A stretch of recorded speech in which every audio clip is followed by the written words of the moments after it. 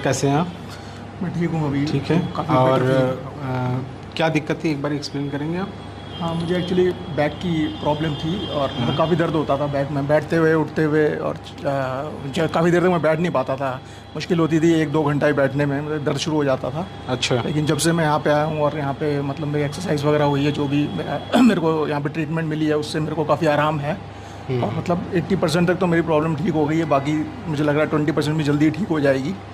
ठीक है, इसके तो साथ हाँ आप सेटिस्फाइड हैं हमारे ट्रीटमेंट से? हाँ, मैं काफ़ी सेटिस्फाइड हूँ यहाँ पे आके, मुझे काफ़ी आराम है। काफ़ी आराम काफ़ी है। बेटर तो है, और हाँ। लोगों को आप रिकमेंड करेंगे कि जैसे जी यहाँ के लिए? बिल्कुल मैं रिकमेंड करूँगा, जो भी कोई प्रॉब्लम होगी, अगर इस तरह की प्रॉब्लम आती है तो मैं यहाँ पे आने के लिए रिकमेंड करूँगा उनको ज़रूर। ठीक है sir, okay sir, thank you. Thank you.